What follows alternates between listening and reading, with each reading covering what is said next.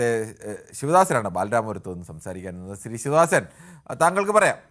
നമസ്കാരം സാർ. നമസ്കാരം സാർ, 30 വർഷക്കാലം കൊണ്ട് ഇവിടെ രാഷ്ട്രീയം ഇല്ല. കേരളത്തിലെ കമ്മ്യൂണിസ്റ്റോ കോൺഗ്രസോ രാഷ്ട്രീയം ഇവിടെ ഇല്ല. രാഷ്ട്രീയ പാർട്ടിയുടെ ഇല്ല. പാർട്ടിയുടെ കോൺഗ്രസ് കമ്മ്യൂണിസ്റ്റ് ഉണ്ട്. സ്വയം മനസ്സിൽ തട്ടിക്കൊണ്ട് പ്രവർത്തിക്കുന്ന രാഷ്ട്രീയ നേതാക്കന്മാര്, MLA മാര് അവരെ ഭരണം മോശമാകുമ്പോൾ അവിടെ നിന്നും ചാക്കളിൽ നോട്ട് കൊടുത്ത് എടുക്കുന്നു. അതാണ് നടന്നുകൊണ്ടിരിക്കുന്നത്. അതുപോലെ തന്നെയാണ് ഇന്ന് ഏറ്റവും കൂടുതൽ പണം സമ്പാദിച്ചു വെച്ചിരിക്കുന്നത് രാഷ്ട്രീയ പാർട്ടികളാണ്. ഏറ്റവും വ്യവസായം എന്നുള്ള രാഷ്ട്രീയമാണ്.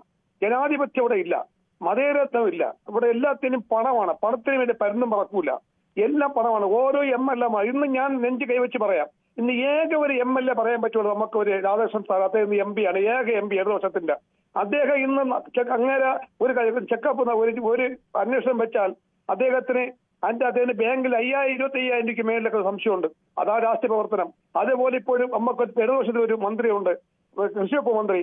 അദ്ദേഹം പോണതും വരണതും കണ്ടാൽ, അദ്ദേഹം ആഹ്വാനവും കണ്ടാൽ അതൊരു MLA മാതൃകയാക്കാൻ വേണ്ടിയുള്ള MLA മാരോട് ഉണ്ടോ? ഒരു മന്ത്രി കോൺഗ്രസിലും കമ്മ്യൂണിസ്റ്റിലും ഉണ്ടോ? BJP വന്നിട്ടില്ല. ഞാൻ കോൺഗ്രസ് പറയണേ, കോൺഗ്രസ് പറയണേ, ഒരു CPM ഒരു കോൺഗ്രസ്സുകാരനോ അതേപോലെ മാതൃക കാട്ടാൻ പറ്റുമോ? പറ്റൂല സാറേ. കോടിക്കണക്കിന് സമ്പാദിച്ച് ഇന്ന് ഊരാളുക്കുന്ന സൊസൈറ്റി കോൺട്രാക്ട് ഇന്ന് അന്വേഷണം വെച്ചാൽ 6 ലക്ഷം കോടി രൂപ കടവുള്ള കേരളത്തിന്റെ പകുതി ഖജനാവ് 3 ലക്ഷം കോടി രൂപ കിടക്കുന്ന അവരുടെ സൊസൈറ്റിയിലാണ്. ഇത് സത്യമായി എല്ലാവർക്കും അറിയുന്ന കാര്യമാണ്. നെല്ല് കഴിക്കുന്ന എല്ലാവർക്കും അറിയാം. രാഷ്ട്രീയം എത്ര വരും എന്നുള്ളതൊന്ന് ആലോചിച്ചിട്ട് വേണം പറയാൻ. നമ്മൾ ഈ ഇല്ല സാർ, ലക്ഷം കോടി എന്നൊക്കെ പറയുന്നത് ഇതാണ് സത്യമായ കാര്യങ്ങൾ.